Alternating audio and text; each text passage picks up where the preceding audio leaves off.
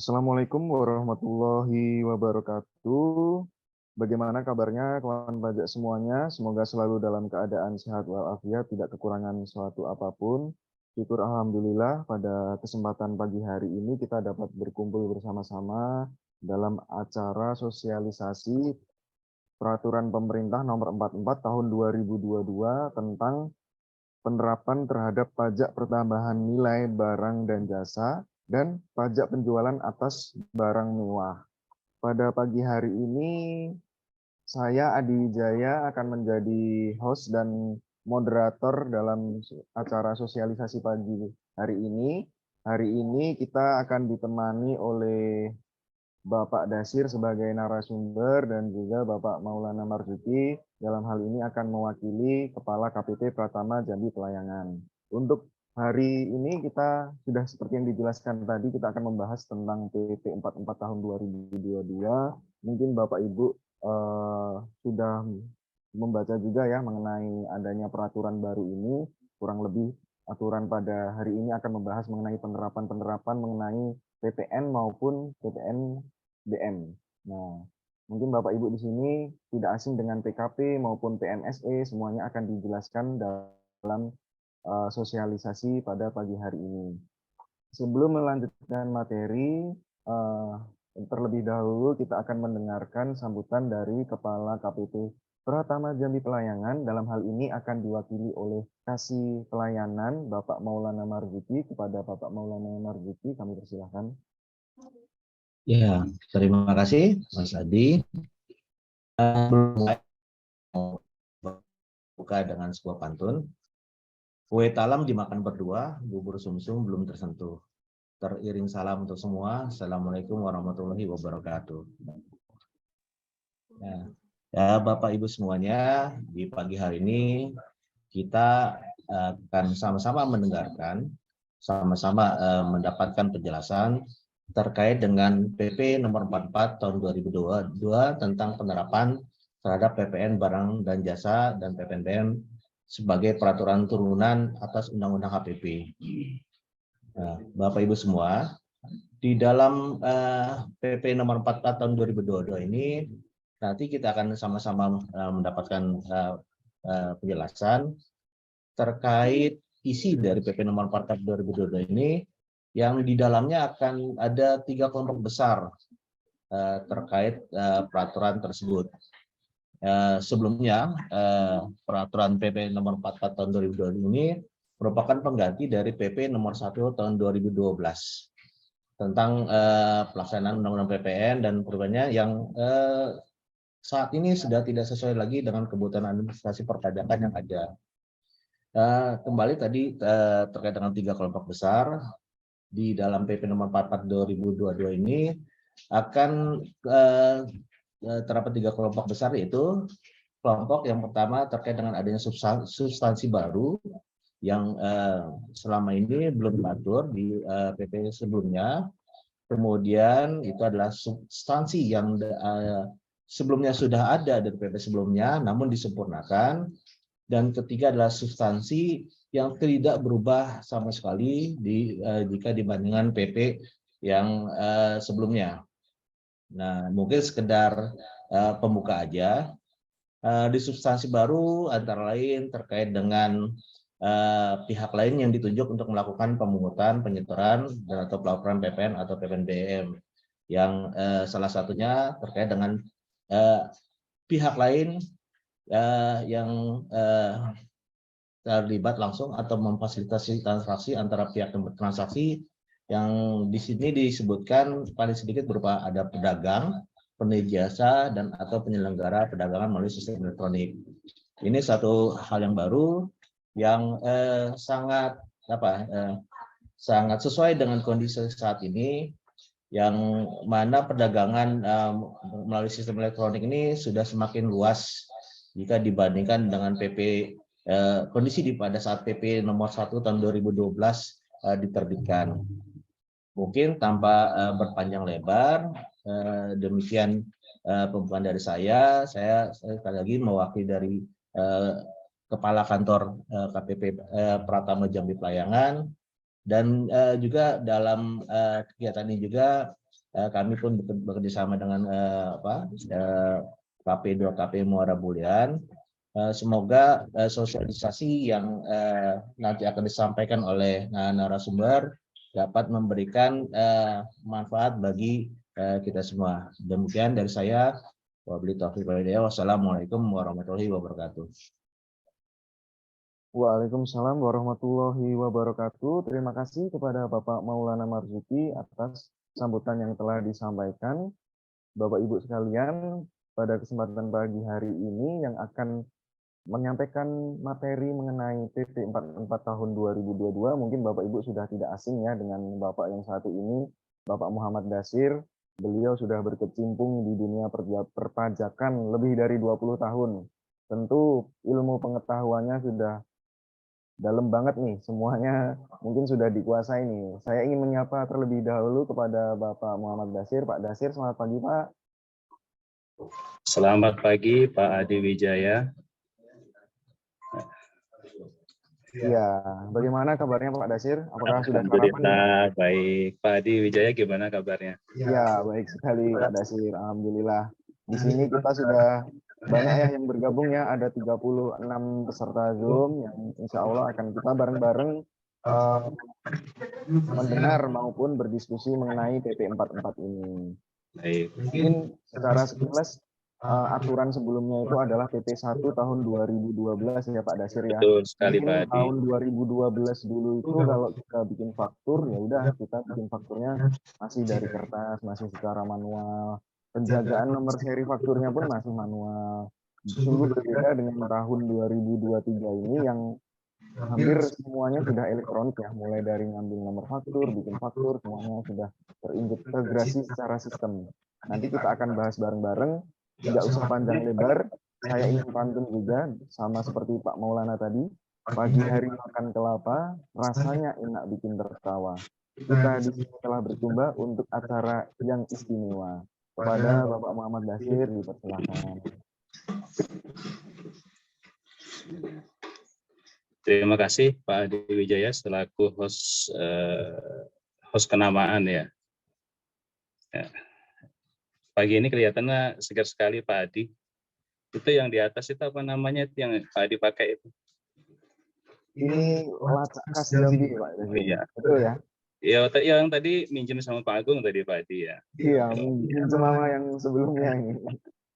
Baik, selamat pagi Bapak Ibu, para wajib pajak, para praktisi di bidang perpajakan. Saya buka dulu. Assalamualaikum warahmatullahi wabarakatuh. Waalaikumsalam warahmatullahi wabarakatuh. Mohon maaf, saya tidak pandai berpantun ya Bapak Ibu ya, karena saya disuruh ngomong panjang lebar nantinya. Ya, tentunya pada pagi hari ini merupakan kesempatan yang baik sekali, di mana pada pergantian tahun dari 2022 ke 2023 banyak hal yang berubah, banyak hal-hal baru yang muncul di tahun 2023, terutama di bidang perpajakan, yang mana sempat kita dihebohkan dengan adanya Per 24 2021 yang mana waktu itu banyak teman-teman konsultan, para wajib pajak juga menanyakan ke kita mengenai sertifikat elektronik untuk orang pribadi. Ya, itu sampai saat ini pun Direktorat Jenderal Pajak belum menerbitkan aturan yang pasti. Tapi walaupun belum ada ketentuan yang pasti, bagi para wajib pajak yang akan mendaftarkan diri untuk memperoleh sertifikat elektronik tetap kita layani. Tentunya secara manual dulu ya Bapak Ibu ya. Itu salah satu hal yang di akhir tahun yang menghebohkan sekali. Kemudian di Desember 2022 juga itu banyak sekali terbit peraturan pemerintah ya. Ada 4 sih kalau nggak salah. Di mana ini juga sebagai turunan dari berlakunya Undang-Undang Harmonisasi Perpajakan. Nah, salah satunya ya PP 44 yang akan kita bahas nanti. Sebelum saya masuk materi, saya ingin membacakan briefing yang dilakukan oleh Direktur Jenderal Pajak pada tanggal 10 Januari 2023. Direktorat Jenderal Pajak baru saja melakukan media briefing untuk memberikan informasi perpajakan terkini kepada awak media. Materi yang disampaikan langsung oleh Dirjen Pajak Pak Suryo Utomo yang didampingi oleh jajarannya. Jadi Pak Suryo Utomo itu menyampaikan hal sebagai berikut. Hari ini kami mencoba untuk menyampaikan beberapa update ataupun penambahan penjelasan atas beberapa isu yang kemarin beredar di publik secara umum agar terdapat kesamaan persepsi kebijakan perpajakan. Pertama, Dirjen Pajak menyampaikan kembali pilar-pilar reformasi perpajakan, yakni pilar organisasi, SDM, IT, dan basis data, proses bisnis, dan peraturan perundang-undangan melalui perbaikan-perbaikan yang dilakukan dalam koridor reformasi perpajakan tersebut. Kemudian, pada pilar peraturan perundang-undangan, perbaikan regulasi telah dilakukan dengan terbitnya Undang-Undang Harmonisasi Peraturan Perpajakan atau yang kita kenal dengan Undang-Undang HPP.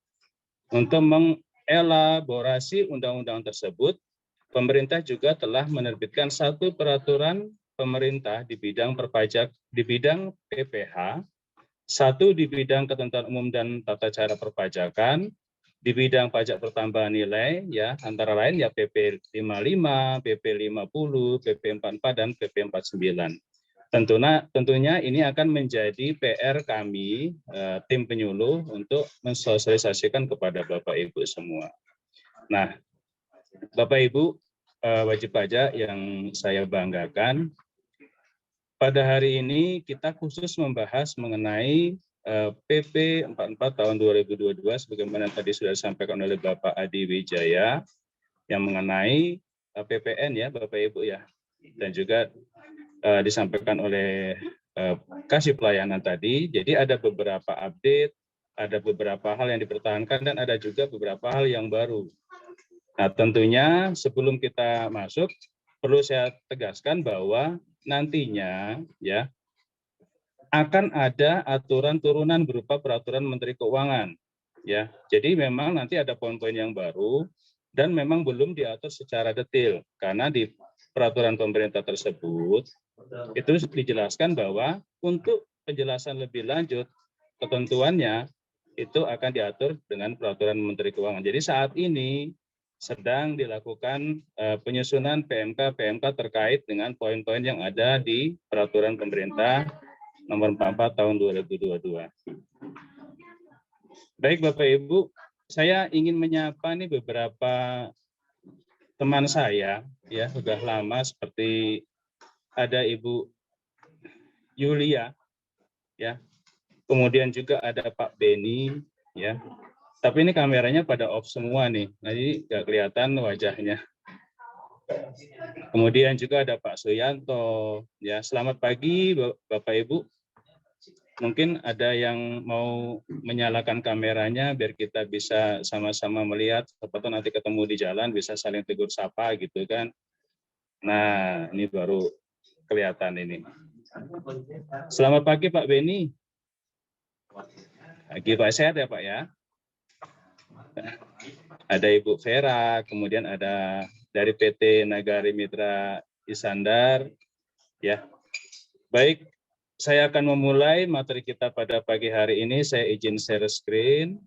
Pak Adi sudah aktif ya? Silakan langsung di share screen Pak Dasir. Oh ya, terima kasih.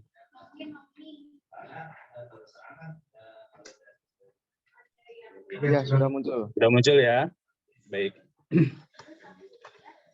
PP 44 tahun 2022 tentang penerapan terhadap pajak pertambahan nilai, barang dan jasa, dan pajak penjualan atas barang mewah.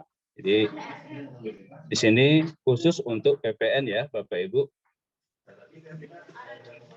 Nah, tentunya segala sesuatu ya, baik itu perubahan maupun penerbitan peraturan baru, ada yang namanya latar belakang atau yang hal-hal yang memang mendasari untuk diterbitkannya peraturan atau ketentuan baru. Sama dengan yang di PP nomor 44 tahun 2022, jadi ada latar belakang. Yang pertama, penyesuaian dan pengaturan lebih lanjut mengenai tarif PPN cara menghitung PPN dan PPNBM, ya. Penggunaan besaran tertentu dalam memungut dan menyetorkan PPN, serta penunjukan pihak lain untuk melakukan pemungutan, penyetoran, dan atau pelaporan pajak sebagai dampak diundangkannya Undang-Undang Nomor 7 Tahun 2021 atau yang kita kenal dengan Undang-Undang HPP.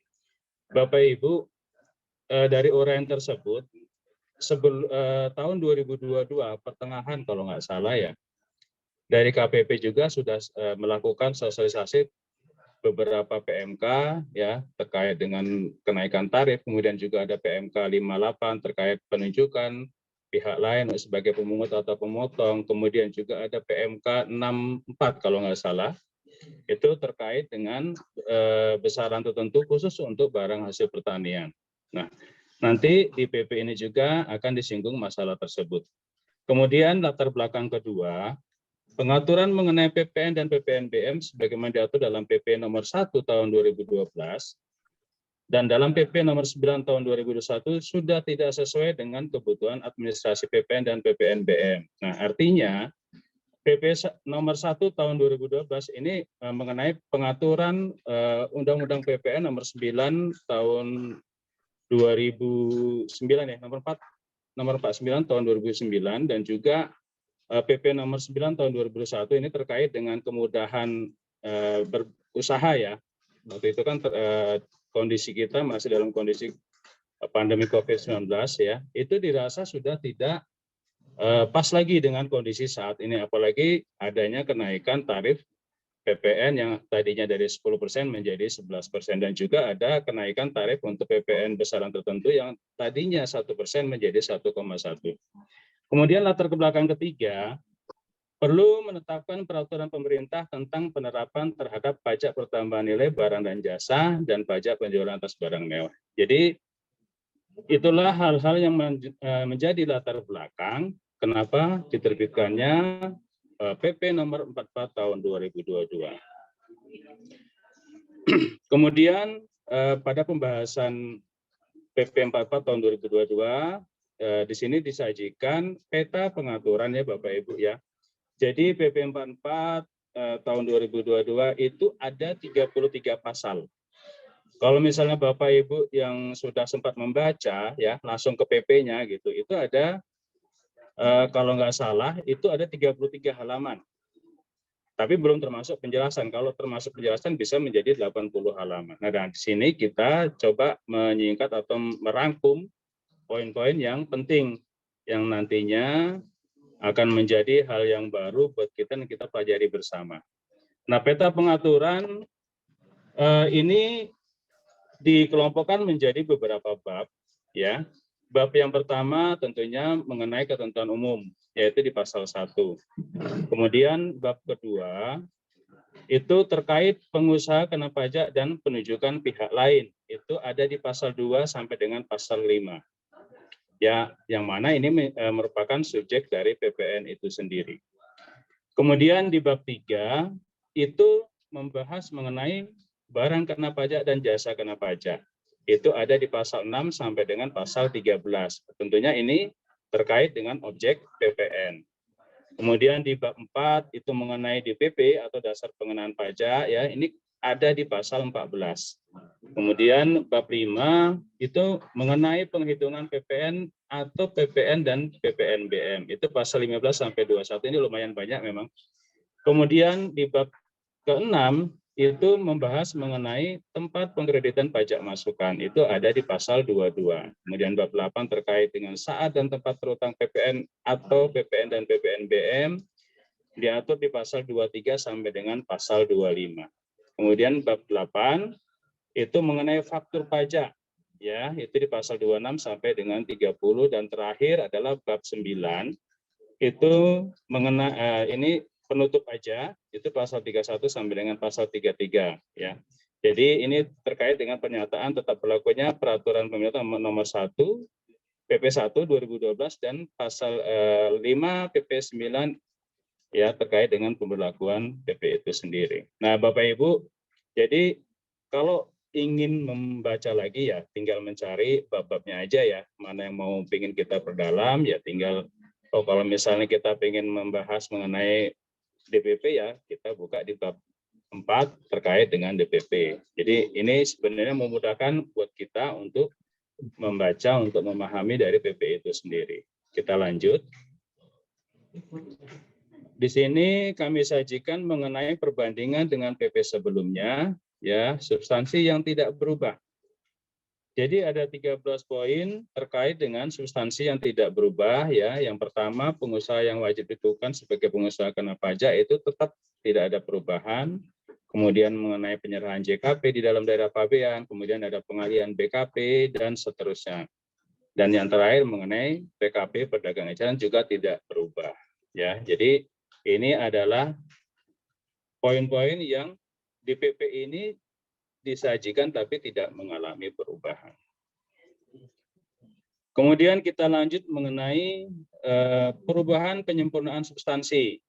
Oke ya, di sini ada 7 poin. Yang pertama, tanggung jawab secara renteng pembayaran PPN atau PPN dan PPNBM. Jadi Bapak Ibu yang selaku wajib pajak atau PKP ya, yang sudah PKP tentunya paham ya mengenai tanggung jawab secara renteng ini. Nanti di PP ini tentunya diatur lebih tegas lagi, ya Bapak Ibu. Kemudian mengenai pemakaian sendiri BKP dan atau JKP, nah ini beberapa bulan yang lalu ada wajib pajak yang menanyakan terkait ini gimana mengenai penerbitan faktur pajak untuk BKP atau JKP yang digunakan sendiri. Ya, nanti juga di PP ini dijelaskan mengenai syarat-syaratnya seperti apa.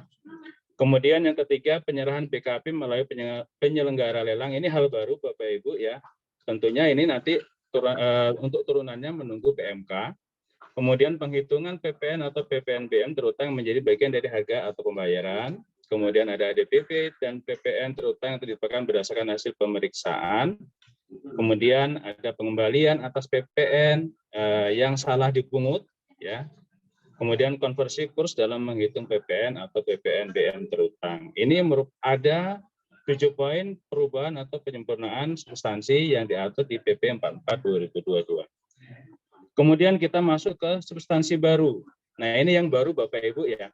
Yang pertama, itu penunjukan pihak lain atau untuk melakukan pemungutan, penyetoran dan atau pelaporan PPN ya. Kemudian pemberian cuma-cuma BKP dan atau JKP, kemudian ada PPN atas penyerahan yang dilakukan dalam aktivitas operasional maupun non operasional. Kemudian ada juga mengenai penyerahan BKP yang berupa agunan ya. Kemudian ada juga penyerahan BKP dalam skema transaksi pembiayaan syariah. Kemudian pemungutan penyetoran PPN terutang dengan besaran tertentu, perlakuan dokumen tertentu yang kedudukannya dipersamakan dengan faktur pajak, dan juga yang terakhir penggunaan tarif PPN saat terjadinya perubahan tarif PPN. Nah, ini sebenarnya substansi baru ini ya tidak baru-baru amat karena di tahun 2022 juga sering kita bahas ya, tentunya terkait dengan penerbitan PMK yang baru. Kemudian yang terakhir yaitu perubahan atau penyempurnaan redaksi. Nah, yang pertama ada konsistensi penulisan dalam terminologi dalam peraturan perundang-undangan, kemudian penyesuaian penambahan redaksi yang tidak mengubah makna atau substansi, dan terakhir ada penyesuaian dengan ketentuan umum dan definisi. Nah, itu beberapa poin yang mengalami penyempurnaan, kemudian ada juga poin-poin yang merupakan substansi baru, dan juga ada yang hanya berupa perubahan atau penyempurnaan redaksi. Ya, itu tadi pembukanya Bapak Ibu. Semoga tetap semangat ya Bapak Ibu ya. Kemudian kita lanjut ke isinya. Yang pertama tentunya perubahan atau penyempurnaan substansi. Oke. Poin yang pertama, tanggung jawab secara renteng pembayaran PPN atau PPN dan PPNBM. Kalau kita flashback ke Undang-Undang PPN ya, nomor 9 tahun 2009 ya, 42 tahun 2009, maaf.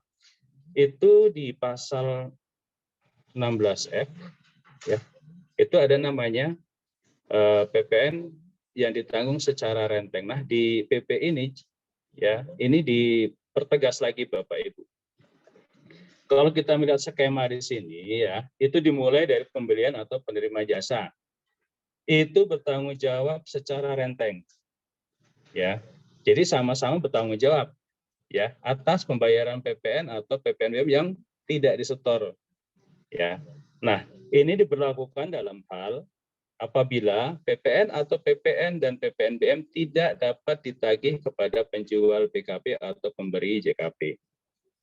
Ya, kemudian pembeli atau penerima jasa tidak dapat menunjukkan bukti telah melakukan pembayaran PPN atau PPN dan PPNBM kepada penjual BKP atau pemberi JKP. Nah, artinya di sini kalau dari penjelasan ini ya, si pihak penjual itu tidak dapat ditagih dan juga pembeli tidak dapat menunjukkan bukti. Artinya ini bukan pilihan, tapi ini satu kesatuan ya Bapak Ibu ya. Jadi PPN atau PPNBM tidak dapat ditagih kepada pihak penjual atau pemberi JKP ya. Dan ini ada kata-kata dan, artinya satu kesatuan. Pembeli atau penerima jasa tidak dapat menunjukkan bukti. Jadi si penjualnya tidak bisa ditagih, kemudian si pembelinya tidak dapat menunjukkan bukti telah melakukan pembayaran PPN. Jadi ini masuk kategori bertanggung jawab secara renteng. Ya. Nah, ini bisa dilakukan pemeriksaan yang artinya dapat diterbitkan SKPKB atau SKP-KBT. Ya. Dan mengenai mekanisme ini nanti diatur lebih lanjut dengan peraturan Menteri Keuangan. Jika kita melihat aturan-aturan sebelumnya, ya, persyaratan pemberlakuan ketentuan tanggung jawab renteng ini menggunakan pendekatan kalimat negatif yang artinya tidak diberlakukan dalam hal. Ya, kalau yang di sini diberlakukan dalam hal. Jadi kalau yang ketentuan lama itu tidak diberlakukan dalam hal, di PP 44 ini dibalik, jadi diberlakukan dalam hal. Kemudian aturan yang sebelumnya, pemenuhan tanggung jawab secara renteng pembayaran PPN atau PPNBM hanya dapat dilakukan melalui penerbitan SKP-KB. Ya, jadi di sini Bapak Ibu selaku PKP ya mohon diperhatikan ya terkait dengan kewajiban di bidang PPN. Jika si penjual tidak dapat ditagih dan pembeli juga tidak dapat menunjukkan bukti telah melakukan pembayaran PPN, maka itu masuk kategori nanti pembeli wajib pajak yang harus bertanggung jawab secara renteng untuk pembayaran PPN atau PPNBM-nya. Oke, kita lanjut. Kemudian ada pemakaian sendiri BKP dan atau JKP. Jadi di sini yang diatur mengenai pemakaian sendiri itu merupakan pemakaian atau pemanfaatan untuk kepentingan pengusaha sendiri, pengurus, karyawan, baik produksi sendiri maupun bukan produksi sendiri ya. Tentunya ini yang terkait dengan penyerahan BKP maupun JKP. Sebagai contoh misalnya untuk JKP, si perusahaan A, dia menyerahkan jasa, misalnya jasa sewa kendaraan ini untuk anak perusahaannya, karena anak perusahaannya ya udahlah nggak usah bayar PPN. Nah itu masuk kategori sebagai penyerahan jasa untuk pemakaian sendiri dan tentunya terutang PPN. Kalau kita menilik aturan sebelumnya, ya pemakaian sendiri terbagi atas pemakaian sendiri untuk tujuan konsumtif dan produktif. Kemudian pemakaian sendiri untuk tujuan produktif tidak dilakukan pemungutan PPN atau PPN dan PPNBM. Ya, jadi di sini kalau yang sebelumnya, kalau untuk tujuan produktif tidak dilakukan pemungutan PPN maupun PPNBM. Kalau di PP yang baru itu tidak melihat itu lagi Bapak Ibu. Kemudian ketentuan tersebut dihapus dalam PP ini untuk melaksanakan putusan MA nomor 464 tahun 2013 ya. Terkait batasan dan tata cara pengenaan PPN atau PPNBM atas pemakaian sendiri diatur lebih lanjut dengan PMK. Oke, nanti kita tunggu PMK-nya tayang, kita akan sosialisasi lagi. Poin selanjutnya, penyerahan BKP melalui penyelenggara lelang. Nah, ini merupakan hal yang baru. Ini erat kaitannya nanti dengan Direktorat Jenderal Anggaran juga, ya, mengenai pengaturan PMK-nya lebih lanjut. Jadi yang kita sampaikan hari ini merupakan kulitnya dulu atau garis besarnya dulu. Jadi kalau kita melihat alurnya, dimulai dari pemilik barang, ya, kemudian barang tersebut dilelang, ya, baik tentunya kalau dilelang kan BKP ya Bapak Ibu ya, berupa BKP, kemudian dibeli oleh yang memenangkan lelang. Nah, ini merupakan objek PPN atau dikenai PPN. Walaupun nanti pemiliknya itu, ya, kan biasanya kalau untuk lelang ada yang pemiliknya jelas nih siapa yang punya, ada juga yang pemiliknya tidak diketahui atau tidak jelas, tetap dikenai PPN, ya Bapak Ibu. Mengenai mekanisme tetap nanti kita menunggu peraturan Menteri Keuangan. Oke, kita lanjut ke poin berikutnya. Penghitungan PPN atau PPN dan PPNBM terutang yang menjadi bagian dari harga dan atau pembayaran. Kalau Bapak Ibu membaca naskah PP-nya langsung, ya, itu dirinci mengenai hal-hal yang diatur di pasal 17 ayat 1 dan ayat 2. Nah, kalau kita melihat dari tampilan ini, ya, jadi ketika kita belanja barang, ya, ketika kita belanja barang di mana lah gitu ya, di toko atau di supermarket, tentunya harga yang kita bayar, ya, di kasir atas pembelian barang kita itu sesuai ketentuan harusnya sudah termasuk PPN di dalamnya, ya. Jadi harga barang itu terdiri dari harga barangnya yang murni sebelum pajak plus PPN, ya. Jadi di sini kenapa dimunculkan lagi? Karena ini ada perubahan tarif PPN itu sendiri yang tadinya 10% menjadi 11%. Kemudian ada juga formulanya atau rumusnya juga sudah dirinci di sini, ya, di mana ada T itu merupakan tarif PPN pasal 7, ya, tentunya yang 11%, kemudian per 100% plus T.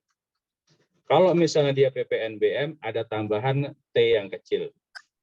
Jadi nanti mohon pahami lagi ya Bapak Ibu ya, perhitungan dari PPN itu sendiri terkait dengan kenaikan tarif. Ya, jadi di sini sudah ada rumusnya. Kalau Bapak Ibu sudah baca PP-nya langsung, rumus ini sudah ada di PP itu juga. Kemudian kita lanjut mengenai poin DPP dan PPN terutang yang ditetapkan berdasarkan hasil pemeriksaan. Di sini hanya berupa penegasan, ya. Berdasarkan hasil pemeriksaan tidak melaksanakan sebagian atau seluruh kewajiban pemungutan PPN atau PPNBM ini bagi PKP. Kemudian bagi pengusaha yang belum PKP, ya, berdasarkan hasil pemeriksaan wajib melaporkan usahanya untuk dikukuhkan sebagai PKP tetapi tidak melaksanakan kewajibannya, maka pemeriksa akan menetapkan DPP, ya, sesuai dengan hasil pemeriksaan. Kemudian PPN atau PPN dan PPNBM terutang dihitung berdasarkan tarif dikalikan DPP sesuai hasil pemeriksaan. Ini ada di pasal 17. Kalau kita menilik aturan sebelumnya, DPP itu sesuai hasil pemeriksaan hanya terbatas pada harga jual, penggantian atau nilai lain-lain. Nah, kalau di PP 44 2022 ini itu lebih luas lagi ya Bapak Ibu ya. Jadi kalau misalnya ada PKP maupun non PKP yang seharusnya menjadi PKP, maka pemeriksa akan menetapkan DPP sebagai penghitungan PPN, tentunya dengan tarif yang baru. Kemudian ada poin hak pengembalian atas PPN atau PPN dan PPNBM yang salah dipungut. Nah, ini tentunya terkait erat dengan Peraturan Menteri Keuangan nomor 187/2015, ya, di mana di situ mengatur mengenai tata cara pengembalian pajak yang seharusnya tidak terutang. Ya, kalau di sini dijelaskan terjadi kesalahan pemungutan yang mengakibatkan PPN atau PPN dan PPNBM yang dipungut lebih besar dari yang seharusnya atau tidak seharusnya dipungut, dan PPN atau PPN dan PPNBM yang salah dipungut tersebut telah disetorkan dan dilaporkan. Nah, ini dapat atau bisa dimintakan pengembalian atau diajukan permohonan pengembalian kelebihan pembayaran pajak. Ya, ini ada beberapa pihak yang terpungut, misalnya ada importir, kemudian ada pembeli, penerima jasa, pihak yang memanfaatkan barang tidak berwujud dari luar daerah pabean, dan atau pihak yang memanfaatkan jasa dari luar daerah pabean. Nah, ini bagi pihak yang terpungut dapat mengajukan permohonan pengembalian ke Direktorat Jenderal Pajak, tentunya dengan ketentuan yang sudah ditetapkan. Sepanjang belum dikreditkan sebagai pajak masukan, ya, kemudian belum dibebankan sebagai biaya, dan belum dikapitalisasi dalam harga perolehan. Nah, jadi perlu diperhatikan jika ada PPN yang tentunya ada kelebihan setor, ya, kemudian salah hitung yang seharusnya PPN-nya kecil tapi tersetor lebih besar, maka itu oleh pihak yang terpungut bisa diajukan permohonan pengembalian kelebihan pajak dengan memperhatikan PPN tersebut belum dikreditkan sebagai pajak masukan dan juga belum dibebankan dan juga belum dikapitalisasi. Tentunya ini nanti erat kaitannya dengan peraturan Menteri Keuangan. Kalau sampai saat ini masih menggunakan PMK 187/2015 yang khusus mengatur tentang tata cara pengembalian kelebihan pembayaran pajak yang seharusnya tidak terutang. Kemudian poin konversi kurs dalam menghitung PPN atau PPN dan PPNBM terutang.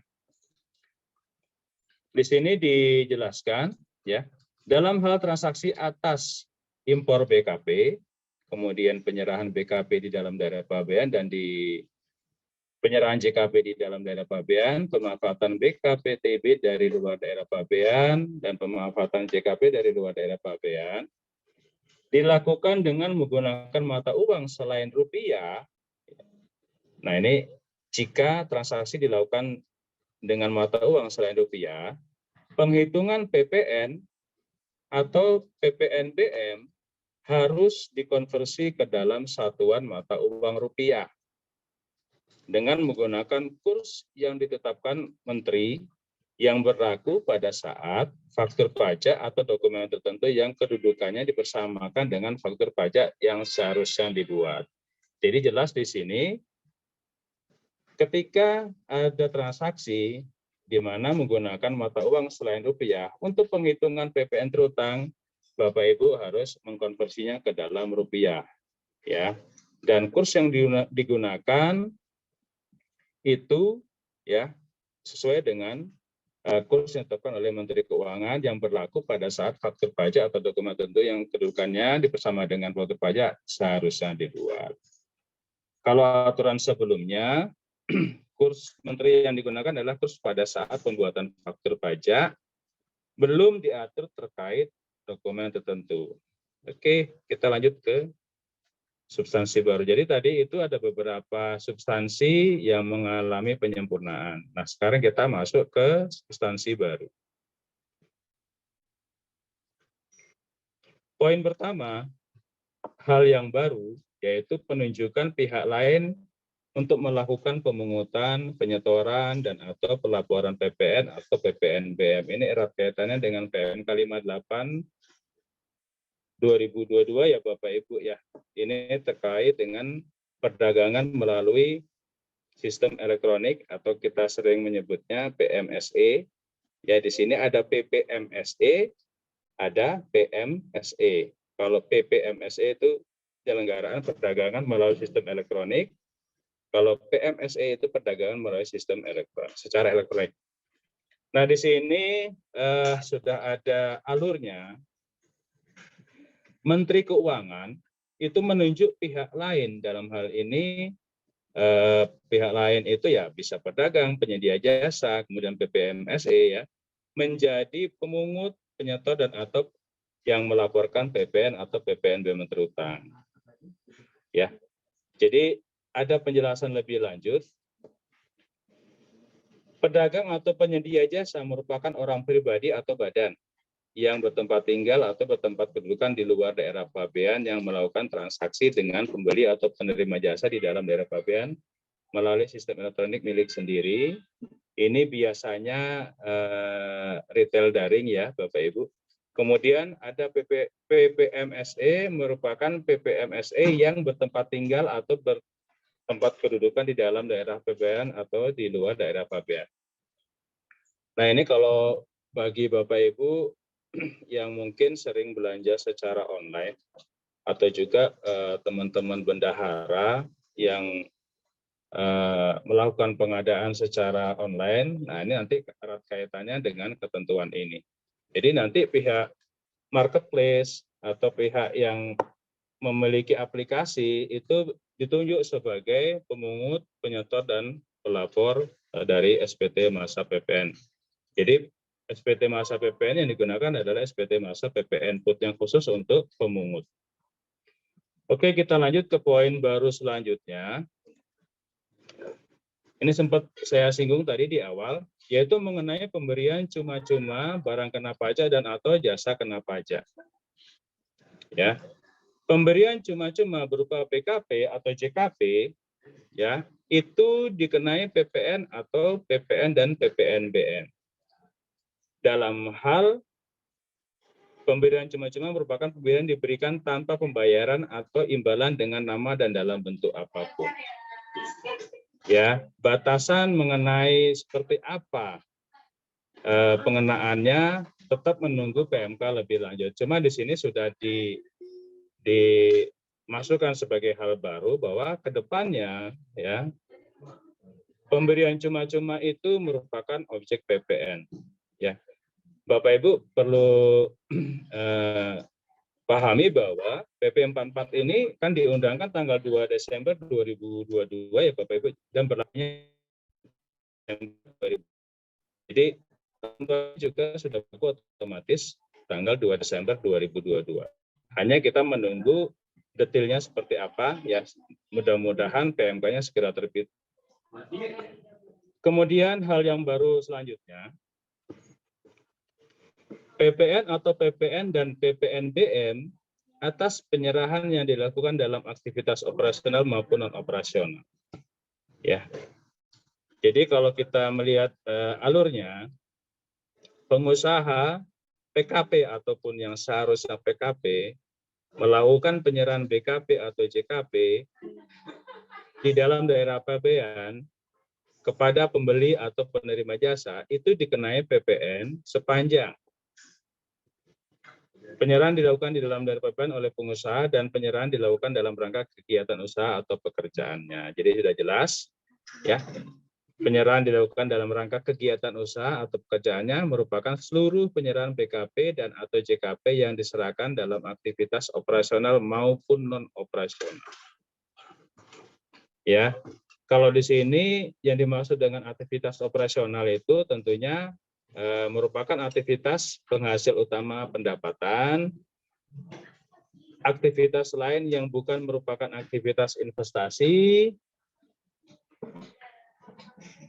dan aktivitas pendanaan ya. Kemudian termasuk transaksi dan peristiwa atau kejadian yang efeknya ikut dipertimbangkan dalam penentuan operating income. Jadi definisi dari aktivitas operasional ya itu tadi ada aktivitas penghasil utama, kemudian aktivitas lain, ya yang kaitannya dengan aktivitas pendanaan, kemudian juga termasuk transaksi atau peristiwa yang kejadiannya menjadi dipertimbangkan dalam penentuan operating income. Kemudian juga ada aktivitas non operasional selain aktivitas yang disebutkan dalam aktivitas operasional. Nah ini ada di pasal 8 ya Bapak Ibu ya, nanti tinggal dipahami lebih lanjut. Kemudian poin baru selanjutnya itu penyerahan BKP berupa agunan yang diambil alih oleh kreditur. Nah ini Bapak Ibu yang mungkin selama ini ada melakukan pinjaman ke bank ya, yang tentunya pinjaman itu harus menggunakan agunan. Nah ini ada ketentuan baru ya dari debitur atau si nasabah yang mengajukan pinjaman, dia pakai agunan kepada bank atau sebagai pihak kreditur. Nah karena sesuatu hal, agunan tadi dialihkan atau dijual ke pembeli barang. Nah, ini merupakan objek PPN. Ya. Penjelasannya, untuk agunan, BKP yang diambil alih oleh kreditur berdasarkan hak tanggungan atas tanah beserta benda-benda yang berkaitan dengan tanah, kemudian jaminan fidusia, kemudian ada hipotek, kemudian ada gadai atau pembebanan sejenis lainnya, itu yang dimaksud agunan di sini. Ya, penyerahan hak atas barang kena pajak karena suatu perjanjian itu terutang PPN. Ya, jadi ini hal yang sangat baru ya Bapak Ibu ya. Jadi agunan kita ketika dialihkan ke pihak lain, ya masuk dalam skema penjualan ke pihak lain, itu merupakan objek PPN atau terutang PPN. Batasan penyerahan agunan yang diambil alih oleh kreditur itu nanti diatur lebih lanjut oleh PMK. Artinya nanti PMK juga menjelaskan agunannya yang nilainya berapa sih yang akan menjadi objek PPN dan berapa yang tidak termasuk sebagai objek PPN. Kita tunggu saja tanggal tayang. Poin baru selanjutnya, penyerahan BKP dalam skema transaksi pembiayaan syariah. Nah, ini hal yang baru juga ya, di sini dijelaskan. Penyerahan BKP dalam skema transaksi pembiayaan syariah tidak termasuk dalam pengertian penyerahan BKP untuk jaminan piutang. Nah, Bapak Ibu di sini, kalau memang itu dia masuk ke dalam definisi atau pemahaman transaksi pembiayaan syariah, dia bukan merupakan objek dari PPN, atau BKP yang diserahkan bukan merupakan objek PPN. Ya, kalau di sini dijelaskan sepanjang BKP tersebut pada akhirnya diserahkan kembali kepada pihak yang semula menyerahkannya dalam jumlah dan nilai yang sama. Artinya BKP yang dimaksud di sini kembali lagi ke pihak yang pertama, seperti itu. Ya, skemanya seperti itu. Kemudian dijelaskan juga yang dimaksud dengan penyerahan BKP dalam skema transaksi pembiayaan syariah antara lain, yang pertama, penyerahan barang kena pajak atau BKP dalam rangka penerbitan sukuk, termasuk penyerahan BKP ke dan dari perusahaan penerbit sukuk atau bahasa daerahnya special purpose entity ya. Dan yang B, penyerahan BKP dalam skema perdagangan komoditi berdasarkan prinsip syariah di bursa komoditi dengan mekanisme perdagangan dengan penjualan lanjutan di pasar komoditi syariah yang terjadi dalam rangka memenuhi prinsip syariah. Wah, ini bahasanya ribet banget ya Bapak Ibu ya. Syariah. Kita coba pahami sama-sama. Di sini ada contohnya untuk yang poin A. Contoh penyerahan BKP dalam rangka penerbitan sukuk. Bapak Ibu boleh melihat skemanya atau alurnya di bagian kanan. Saya akan membacakan yang sebelah kiri. 1. Emiten menerbitkan suku ijarah yang didasarkan pada objek ijarah atau underlying ya, berupa kendaraan, dan investor menyerahkan sejumlah dana kepada emiten. Oke. Kemudian yang kedua, atas penerbitan sukuk, emiten mengalihkan kendaraan kepada investor dan investor menerima manfaat objek ijarah dari emiten. Oke. Yang ketiga, emiten melakukan pembayaran sewa berupa cicilan fee ijarah secara periodik sesuai dengan waktu yang telah diperjanjikan beserta sisa fee ijarah pada saat jatuh tempo sukuk. Kemudian yang keempat, investor mengalihkan kendaraan kepada emiten pada saat jatuh tempo dan sukuk. Kalau kita melihat nomor 1 dan nomor 4 tentunya sesuai dengan yang ditetapkan sebagai transaksi pembiayaan syariah, di mana emiten yang menyerahkan kendaraan pada akhirnya itu akan menerima kembali kendaraan tersebut. Tentunya dalam transaksi ini melibatkan 3 pihak. Yang pihak yang pertama tentunya dari pihak emiten, yang kedua dari pihak nasabah, yang ketiga merupakan pihak ketiga atau si pihak penyewa yang memanfaatkan kendaraan yang diserahkan emiten kepada nasabah. Untuk pemahaman lebih lanjut bisa nanti dipelajari di alur di bagian kanan ini. Intinya, syariah itu kalau di sini ya dimaksud di sini itu kembali lagi ke tadi BKP kembali lagi ke pihak yang pertama atau pihak yang menyerahkan pertama kali. Kemudian ada contoh juga untuk yang B, yaitu contoh perdagangan dengan penjualan lanjutan di pasar komoditi syariah. Nah, kalau di sini contohnya yang pertama, nasabah datang ke bank syariah, ya, permohonan pinjaman dana tunai 100 juta. Jadi nasabah datang ke bank syariah, mau pinjam uang tunai 100 juta. Kemudian pihak bank, dia melihat ketersediaan stok, ya, harga CPO itu misalnya waktu itu 8.600 per kilogram. Stok yang ada di pasar atau di petani itu 2.500 ton atau kalau dikonversi ke rupiah itu 21.500.000 juta. Kemudian bank membeli CPO senilai 100 juta, ya. Nah, bank ini membayar ke anggota kelompok pedagang, ya, terdiri dari pedagang 1, 2, dan 3 dengan total nilai komoditi itu 100 juta. Kemudian bank menjual CPO tadi kepada nasabah seharga 110 juta. Jadi si pihak bank dia mengambil keuntungan 10 juta ya dari transaksi yang 100 juta tadi. Nasabah bayar secara angsuran selama setahun sesuai kesepakatan dalam akad murabahah. Dan yang kelima, pada akhirnya nasabah jual kepada anggota kelompok pedagang komoditi seharga 100 juta itu kembali ke pedagang pedagang yang awal tadi, yang di poin 3. Nah, kalau kita melihat skemanya itu ada di sebelah kanan, nanti bisa dipahami ya Bapak Ibu. Tapi saya rasa sih kalau di Jambi mungkin masih jarang sekali ya transaksi seperti ini, atau mungkin sudah banyak ya, kita belum ketemu. Nah, ini ada di pasal 12. Kita lanjut ke poin baru selanjutnya ya Bapak Ibu. Pemungutan dan penyetoran PPN terutang dengan besaran tertentu. Nah, ini kemarin 2022 ini terkait dengan PMK 64 ini cukup banyak pertanyaan dari teman-teman wajib pajak, praktisi dan konsultan juga ya terkait dengan besaran tertentu. Ada besaran tertentu yang dikhususkan bagi penyerahan barang hasil pertanian dan ada juga yang non pertanian. Kalau yang pertanyaan sering muncul khususnya untuk yang barang hasil pertanian di mana di situ si PKP yang memanfaatkan PPN dengan besaran tertentu harus menyampaikan pemberitahuan ya bahwa dia PKP menggunakan nilai besaran tertentu.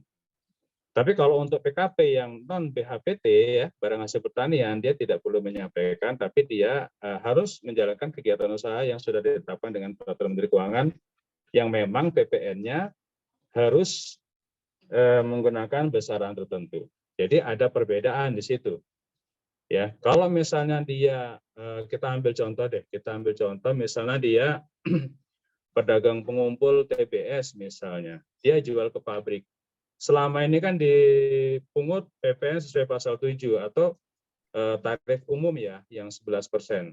Nah, tiba-tiba si pabrik mensyaratkan ke depan, bulan depan atau masa selanjutnya Bapak wajib pakai PPN 1,1% atau besaran tertentu. Ya silakan, nanti pihak pedagang pengumpul silakan mengajukan pemberitahuan sebagai PKP dengan besaran tertentu ke KPP. Ya.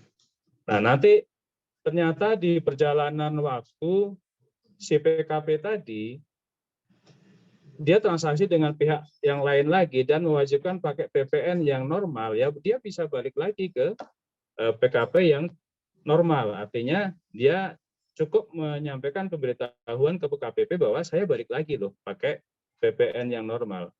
Tapi perlu diingat ketika sudah bolak-balik dia tidak bisa lagi balik lagi ke PKP sebagai besaran tertentu. Jadi sudah dikunci. Ya. Jadi dia tidak bisa balik lagi ke PKP dengan besaran tertentu apabila sebelumnya dia sudah pernah. Seperti itu. Nah, di sini di PP 44 emang sudah diatur ya.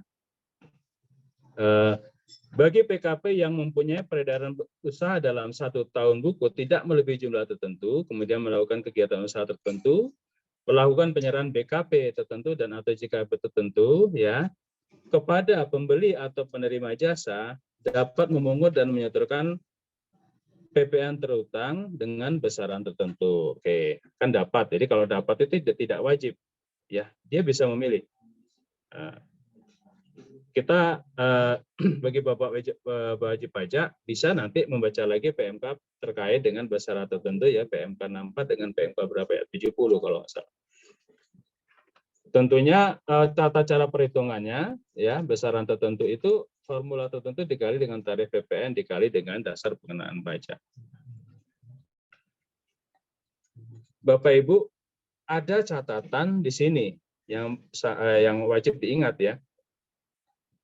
Pajak masukan yang berhubungan dengan penyerahan BKP dan atau JKP yang dilakukan oleh BKP yang menggunakan besaran tertentu tidak dapat dikreditkan. Artinya kita ambil contoh lagi yang misalnya kayak pedagang pengumpul TBS tadi. Dia membeli TBS dari para petani. Mungkin ada petani-petani yang PKP juga mungkin ya. Nah itu si pedagang pengumpul karena dia menggunakan tarif PPN besaran tertentu, atas pembelian TBS tadi tidak dapat menjadi kredit pajak dia. Seperti itu. Ya. Jadi perlu diingat bahwa di sini tarif PPN yang dia pakai 1,1%. Artinya apa? Itu udah fix. Artinya udah final. Dia tidak boleh mengkreditkan atas pembelian BKP atau JKP ya, yang dia serahkan dengan tarif besaran tertentu. Beda halnya dengan dia masih menggunakan tarif yang umum, dia bisa mengkreditkan itu sebagai pajak masukan. Ini ada di pasal 15 dari PP 22 tahun PP 44 tahun 2022 ya Bapak Ibu. Poin selanjutnya mengenai pemungutan dan penyetoran PPN terutang dengan besaran tertentu. Nah, juga dibahas ini pasalnya lumayan banyak kalau untuk satu ini. Kalau yang penjelasan selanjutnya ini terkait dengan penyerahan antar cabang. Ya, kalau kita melihat di sini, apabila ada PKP menggunakan besaran tertentu, ya, dan dia tidak melakukan pemusatan tempat PPN dan PPNBM terutang, terus dia menyerahkan BKP ya, yang dikenai dengan PPN besaran tertentu ke cabangnya, itu DPP berupa nilai tertentu sebesar Rp0. Jadi kalau penyerahan antar cabangan tentunya si yang menyerahkan juga tidak mengambil keuntungan di situ ya Bapak Ibu karena penyerahan antar cabang. Ya jadi kalau pada umumnya ya yang menjadi DPP itu ya harga dari barang itu sendiri belum ditambah dengan margin kalau selama ini. Nah kalau di PP 44 2022 yang diatur khusus untuk PKP dengan besaran tertentu itu DPP berupa nilai tertentu untuk penyerahan antar cabang itu sebesar Rp0. Ya, jadi nanti kalau ada yang bertanya untuk PKP yang menggunakan besaran tertentu penyerahan ke antar cabang itu DPP-nya berapa? Gimana Pak? DPP-nya ya kita pakai nilai tertentu yaitu sebesar Rp0. Seperti itu. Beda dengan penyerahan antar cabang yang dilakukan oleh PKP yang tidak menggunakan PPN besaran tertentu. Tetap yang dia gunakan adalah ya harga pokok pembelian biasanya, tidak termasuk margin ya. Kalau dia menggunakan PPN normal atau tarif umum. Nah, itu. Penjelasannya di sini. Penggunaan DPP berupa nilai tertentu sebesar Rp0 juga diterapkan atas pemakaian sendiri dan atau pemberian cuma-cuma BKP dan atau JKP bagi PKP yang memungut PPN atas penyerahan BKP dan atau JKP dengan besaran tertentu. Nah, ini kalau dia untuk pemakaian sendiri, ya dia juga DPP-nya berapa? 0. Artinya memang tidak ada PPN itu. Ya terutang, tapi dalam perhitungannya DPP-nya Rp0. Ya, seperti itu. Jadi penyerahan tercabang dan juga pemakaian sendiri dengan syarat PKP itu menggunakan besaran tertentu. Itu ada di pasal 16. Poin baru selanjutnya, perlakuan dokumen tertentu yang kedudukannya dipersamakan dengan faktur pajak yang dibuat melewati jangka waktu tertentu. Nah, ini Bapak Ibu bagi teman-teman PKP ya yang menerbitkan faktur mohon diperhatikan. Sebenarnya ini udah ketentuan lama ya. Kalau ketentuan lama, kalau kita misalnya PKPA transaksi dengan PKPB, nah PKPA ini kan pas transaksi misalnya harus bikin faktur segala, tapi ya karena mungkin sibuk atau kayak gimana, ternyata dia nerbitin faktur lewat 3 bulan dari seharusnya dibuat. Nah, kalau ketentuan yang lama sih, ya itu tetap diakui sebagai faktur pajak keluaran, tapi tidak dapat dikreditkan sebagai pajak masukan bagi si lawan transaksinya atau sebagai pembelinya. Coba kita lihat di ketentuan yang baru ini di pasal 28. Direktorat atau Direktur Jenderal Pajak itu menetapkan ya dokumen tertentu yang kedudukannya dipersama dengan faktur pajak ya. Jadi sudah ditentukan atau sudah ditetapkan ya dokumen-dokumen yang kedudukannya bersama dengan faktur pajak. Jika dibuat melewati 3 bulan sejak saat seharusnya dibuat, maka berlaku yang pertama tidak diperlakukan sebagai dokumen tertentu yang kedudukannya dipersamakan dengan faktur pajak dan dianggap tidak membuat dokumen tertentu yang kedudukannya dipersamakan dengan faktur pajak. Ya, jadi sudah jelas di sini penegasannya bahwa dokumen tertentu tersebut itu tidak diperlakukan sebagai dokumen yang dipersamakan dengan faktur pajak. Kemudian yang kedua, PPN dalam dokumen tertentu yang kedudukannya bersama dengan faktur pajak merupakan pajak masukan yang tidak dapat dikreditkan. Sudah jelas ya Bapak Ibu ya. Ini khusus mengatur dengan dokumen terkait dokumen tertentu ya. Kalau yang faktur pajak pun sama, saya rasa sama. Itu kita ikut ketentuan yang lama untuk yang faktur pajak. Di sini juga dijelaskan saat pembuatannya ya dokumen tertentu seharusnya wajib dibuat saat penyerahan BKP dan atau JKP, saat ekspor BKP dan atau JKP, saat impor BKP, ya pemanfaatan BKPT, BKTB dan atau JKP dari luar daerah pabean, kemudian penyerahan BKP secara konsinyasi.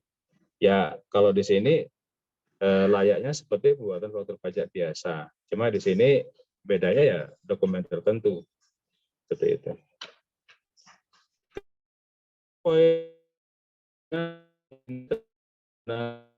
Jadi perubahan tarifnya sama-sama kita ketahui ya dari 10% menjadi 11%, seperti itu ya. Jadi tidak ada yang baru-baru amat. Ini ada di pasal 29. Oke, itu tadi merupakan ketentuan-ketentuan baru ya Bapak Ibu. Kita masuk ke bagian 3, ada perubahan atau penyempurnaan redaksi.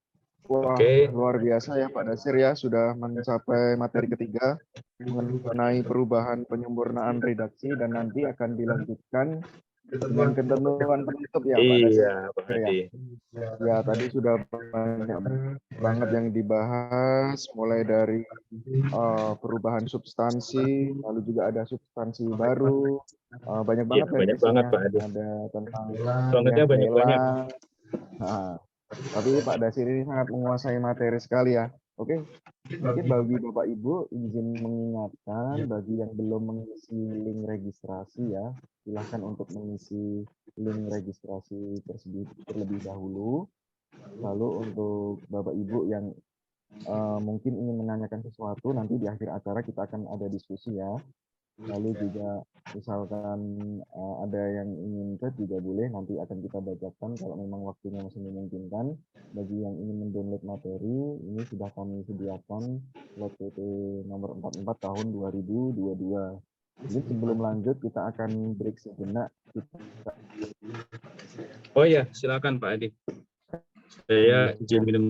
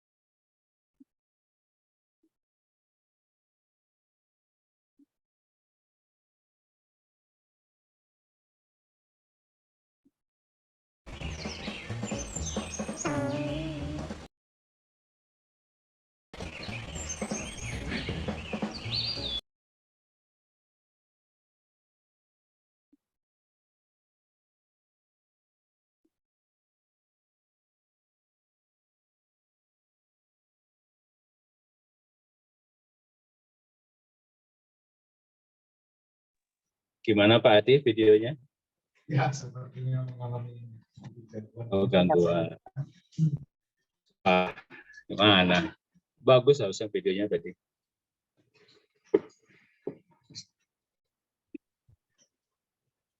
Ya, nanti kalau misalkan kita ada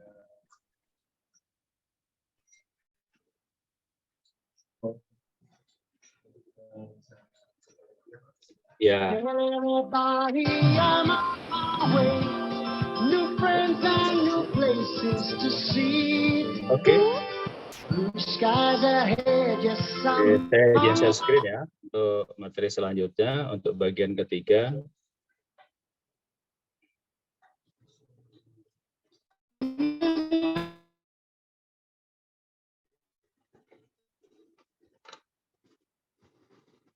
Oke, kelihatan ya Pak Adi ya.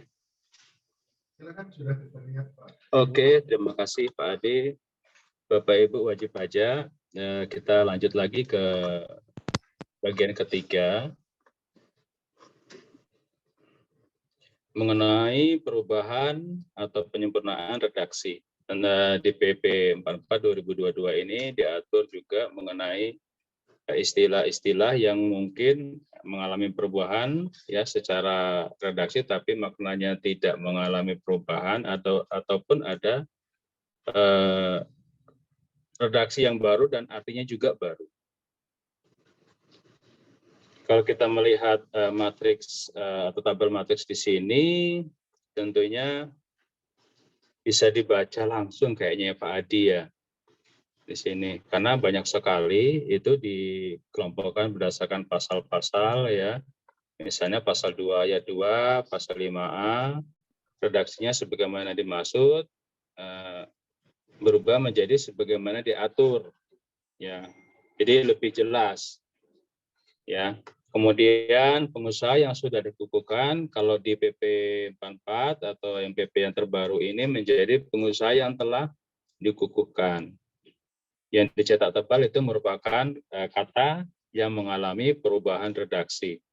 Kemudian tanggung jawab renteng di PP 44 2022 dirubah sedikit tanggung jawab secara renteng. Ya. Kemudian sebagaimana dimaksud pada huruf A, nah kalau yang di PP yang baru ini sebagaimana dimaksud dalam huruf A ya mengalami perubahan sedikit-sedikit gitu. Oke, nanti bisa dibaca ya Bapak Ibu ya. Pak Adi ini materinya bisa di-share ke teman-teman wajib pajak nanti ya. Ya, ini sudah saya share. Oke, cara Ini sudah saya share ya bagian melalui ketiga ya. Ini cukup dibaca oleh Bapak Ibu ya nanti karena di sini kan mengalami perubahan dan masuk kalimat-kalimat yang mungkin selama ini memiliki makna yang kurang pastilah istilahnya kalau di ketentuan atau di perundang-undangan. Oke, banyak sekali ya, nanti dapat dibaca sendiri. Ketentuan penutup ya. Yang pertama, aturan pelaksanaan PP nomor 1 tahun 2012 dan PP nomor 9 tahun 2022 masih berlaku sepanjang tidak bertentangan dengan PP nomor 44 tahun 2022. Ya.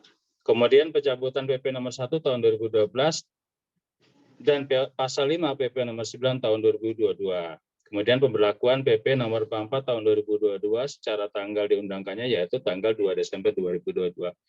Kita perlu mencermati kalimat nomor 1 dan nomor 2.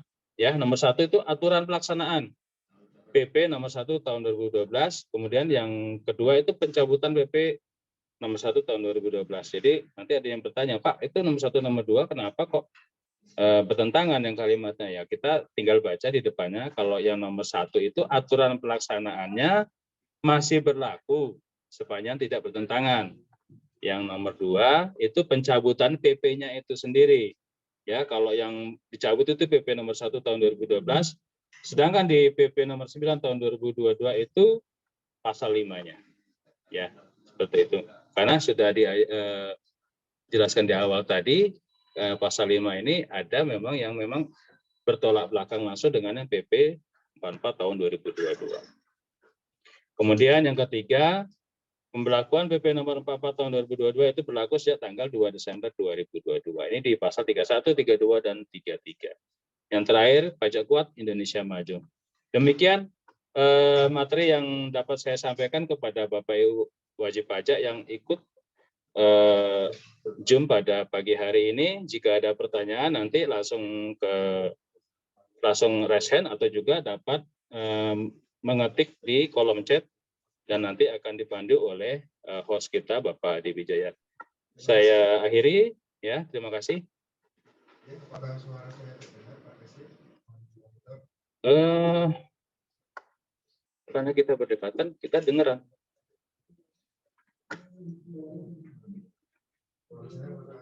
Sepertinya tidak, Pak Adi. Ya. Baik, Bapak Ibu. Oke. Untuk saat ini sudah ada satu pertanyaan dari Bapak Suyanto. Selamat pagi Pak Suyanto.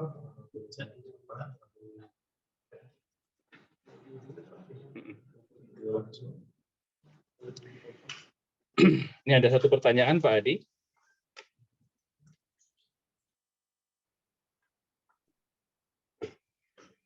Ya, terima kasih. Apakah suara saya sudah terdengar kembali? Jelas, ya jelas. Mohon maaf atas kendalanya, tadi ada masalah di jaringan. Untuk saat ini sudah ada pertanyaan dari Bapak Suyanto melalui kolom chat, meeting chat ya. Mungkin apakah saya bisa menyapa langsung kepada Bapak Suyanto? Selamat pagi Pak Suyanto. Ya, pagi Pak. Ya, untuk pertanyaannya mau dibacakan atau langsung Bapak sampaikan secara langsung? Dan nanti kalau ada yang kurang jelas, baru saya tanya lagi. Oke. Oh iya, oke Pak, oke Pak. Terima kasih Pak Suyanto. Oke. Ini ada pertanyaan nih dari Bapak Suyanto. Pak Basir. Selamat siang Pak, izin bertanya, bagaimana teknis pengkreditan pajak masukan apabila dalam satu perusahaan yang sudah PKP mempunyai dua bidang usaha, yang dimana satu bidang usaha menggunakan kode faktur besaran tertentu atau 05, satu bidang usaha lainnya menggunakan kode faktur pajak 01. Jadi ini ada dua pembuatan kode faktur ya Pak Suyanto ya, 01 atau pembelian 01 dan 05 ya. Benar Pak. Nah ini bagaimana nih Pak Dasir? Apakah bisa langsung dijawab atau kita bagaimana? Pak Suyanto ini yang mana ya? Nggak bisa kelihatan. Oke. Nah, ini. Oke. Pak Suyanto, selamat pagi. Pertanyaannya cukup luar biasa. Selamat siang Pak. Bagaimana teknis pengkreditan pajak masukan apabila dalam satu perusahaan yang sudah PKP mempunyai dua bidang usaha, yang dimana satu bidang usaha menggunakan kode faktur pajak besaran tertentu 05 dan satu bidang usaha menggunakan kode faktur pajak 01. Nah, Pak Suyanto, sebelum saya menjawab ini, saya ingin bertanya juga nih ke Pak Suyanto.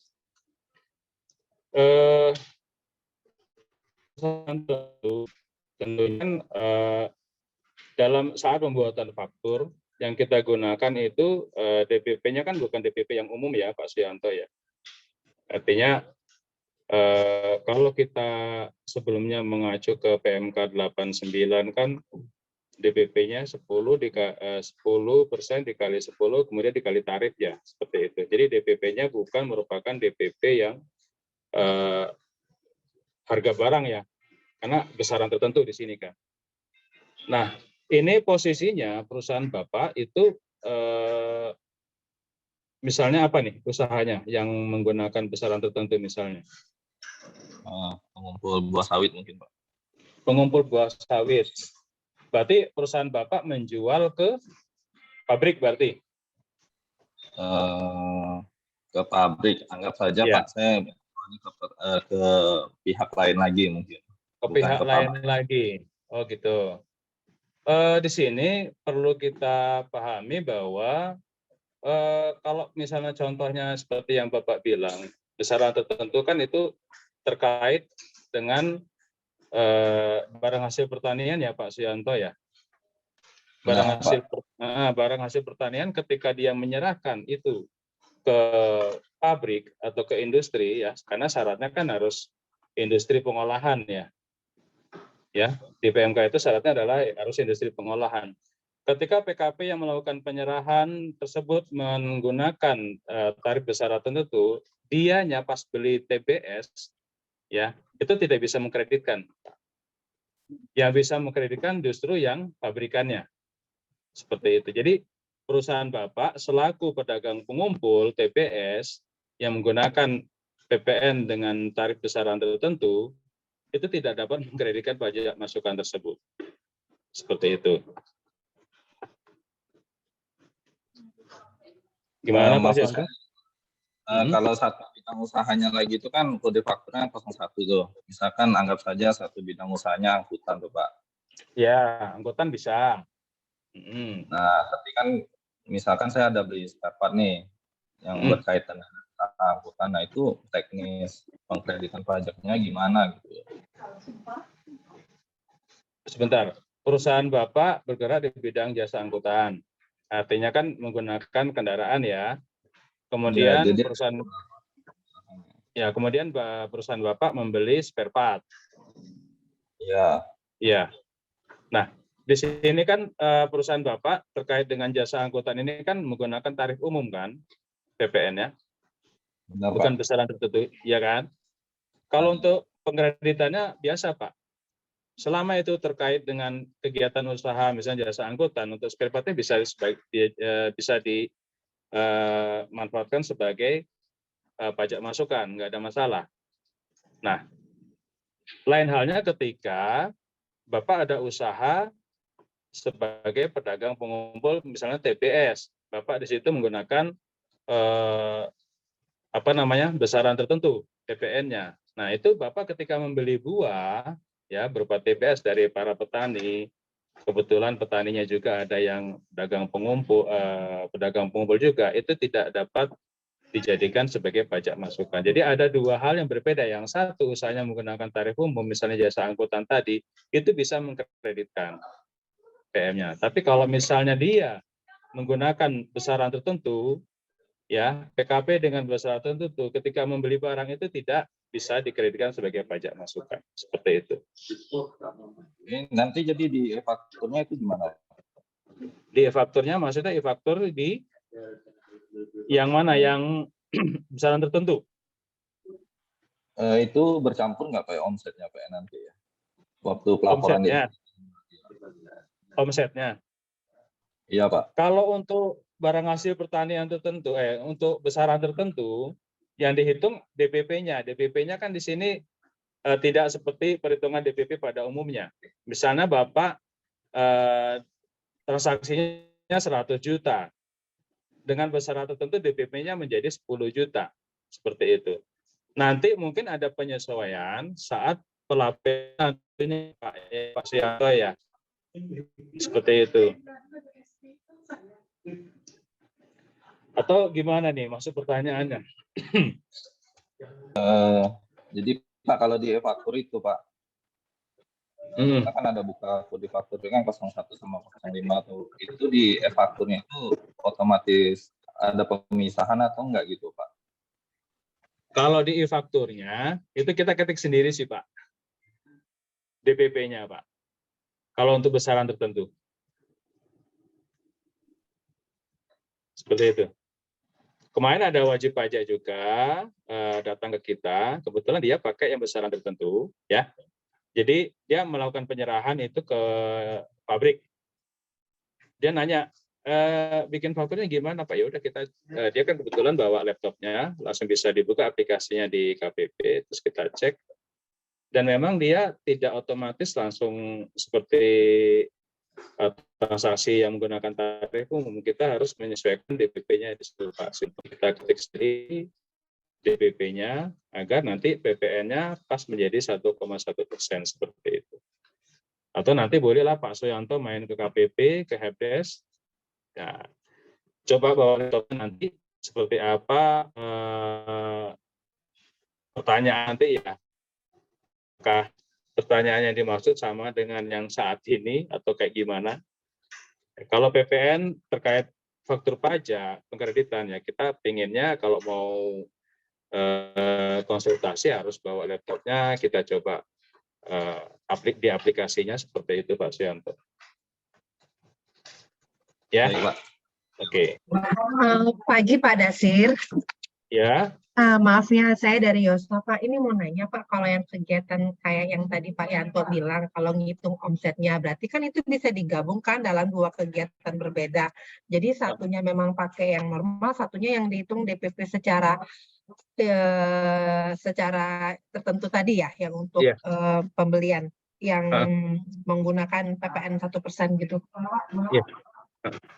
Ini kita ngitung omsetnya di Omset pas ya. kita bikin apa ini, Bu? Misalnya Bikin, mau ngitung badan gitu. ya, omsetnya kan bisa digabung, tapi lebih bagusnya sih kan ini kita bicara PPN-nya aja ya, Bu ya. Ya, kita bicara PPN-nya ya. Jadi ketika wajib pajak memilih untuk menggunakan PPN dengan besaran tertentu, ya tidak berarti dia PPh-nya juga ngikutin DPP seperti yang ada di besaran tertentu. Ya kan seperti itu. Kalau misalnya dia memang omsetnya setahun di atas 4,8, dia nggak masalah pakai besaran tertentu. Ya karena di sini mekanisme untuk menghitung PPN. Ya, mungkin dia untuk khusus penyerahan barang hasil pertanian seperti itu. Tapi ketika menghitung omset untuk PPh, dia harus menggunakan harga atau rekapan omset yang sesungguhnya seperti itu.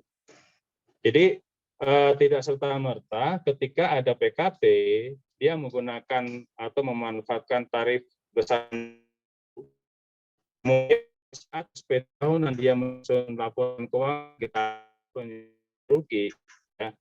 Itu omset yang tercemar baru itu sebenarnya omset yang realnya, bukan omset sesuai dengan DPP yang ada di PPN besaran tertentu, karena di PPN besaran itu DPP-nya kan tidak full, dia hanya 10% dari nilai transaksi yang sebenarnya. Jadi ada penyesuaian di situ, Bu ya. Seperti itu.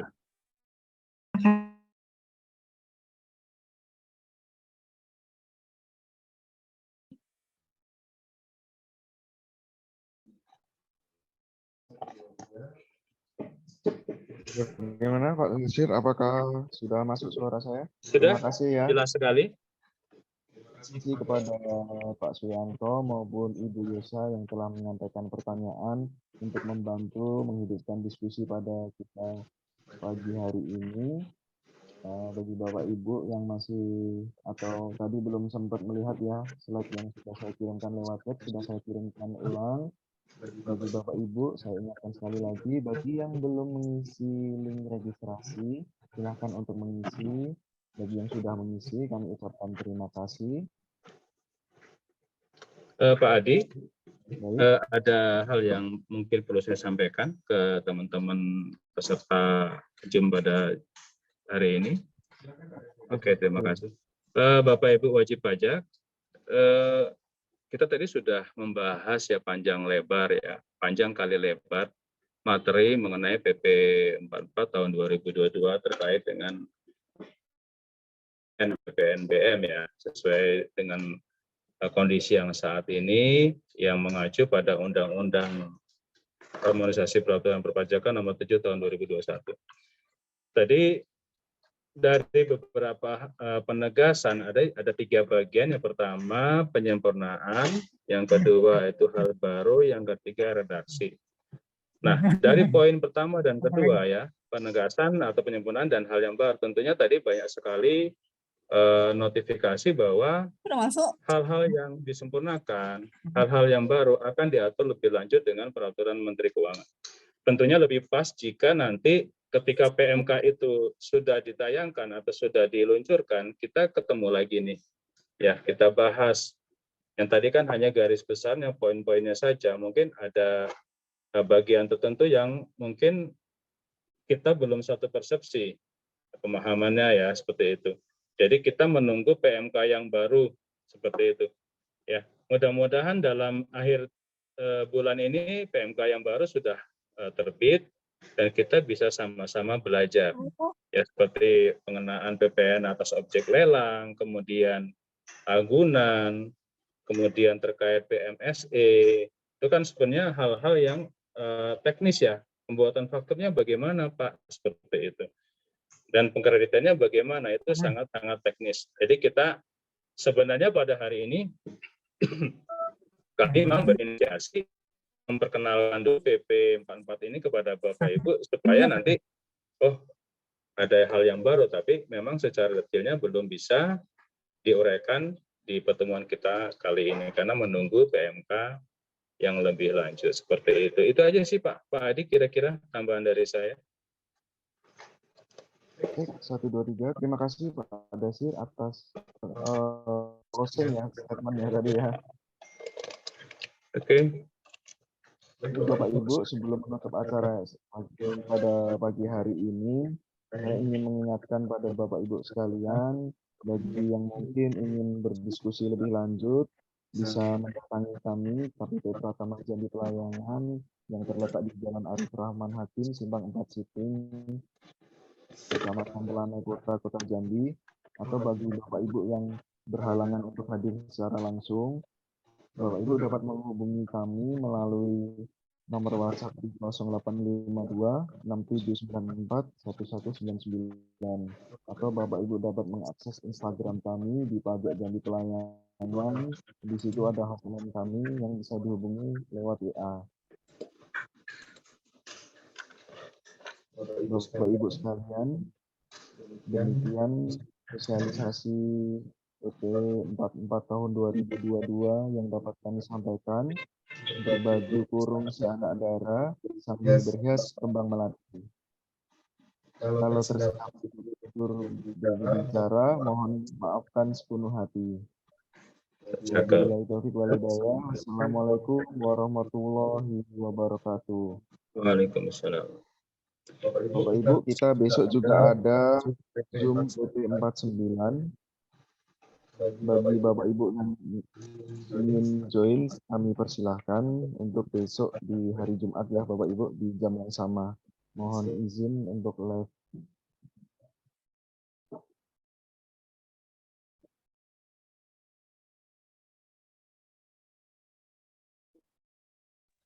Terima kasih Bapak Ibu.